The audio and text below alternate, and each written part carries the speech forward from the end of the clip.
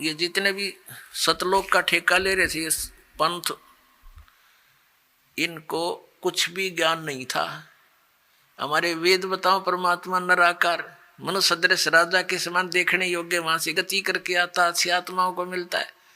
वो परमात्मा 3 प्रकार से सबकी देखभाल करता है, धारण पोषण करता है। एक तो सतलोक में रहकर तेजो में शरीर है उस परमात्मा का, करोड़ सूर्य मिला दे करोड़ चंद्रमा, इतना एक रोमकूप का प्रकाश है। एक रोमकूप में इतना है तो सारे शरीर में कितना प्रकाश होगा ये आइडिया लगाया जा सकता है।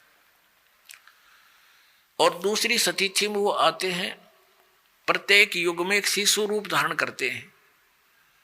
और कमल के फूल पर कोई रेत नहीं होता, गारा चिपकी नहीं होती, इसके स्वच्छ होता है। और उस पर शिशु रूप धारण करके, एक बालक का रूप धारण करके, नवजात शिशु का, उस पर विराजमान हो जाते हैं। जल के अंदर कमल के फूल होते हैं। तो नारायण जल के ऊपर आके निवास करने के कारण परमात्मा को नारायण कहने लगे। ये नारायण की जो परिभाषा है, ये उपमा कबीर परमेश्वर सत्य पुरुष के ऊपर है। लेकिन हम अन्य को भी फिर नारायण कहने लगे। जैसे भगवान विष्णु शेष नाग पर लेट गए समुद्र में तो उसको नारायण कहने लगे।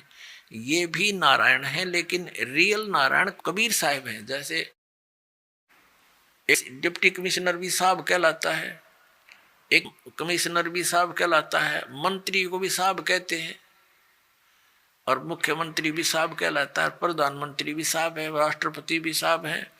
तो कहने का भाव ये है कि साहब तो सारे हैं, परंतु इन साहबों में अंतर बहुत है। और वास्तव में साहब तो हमारे राष्ट्रपति और उसके बाद प्रधानमंत्री ही साहब असलियत है। तो बाकी उनके अनुचर हैं, उनके सहयोगी हैं, ये समझ लो। तो वास्तव में एक ही है नारायण, तो कबीर भगवान सतपुरुष। अब जैसे एक डॉक्टर है और डॉक्टर के पास औषधि की खोज होगी, आपका वो रोग है, उसमें मान बढ़ाई की है। डॉक्टर का काम तो दवाई देना, मरीज का काम लेना और खाना। उसमें के कौन बड़ा और कौन छोटा? डॉक्टर ही है, दवाई उसने देनी है क्योंकि उसको मिल गई है। तो दास के पास इस जन्म मरण के दीर्घ रोग को नाश करने की वो यथार्थ औषधि, यथार्थ मंत्र हैं, जो आज तक न ब्रह्मा जी को प्राप्त हुए, न विष्णु जी को, न शिव जी को। वो दास के पास उपलब्ध।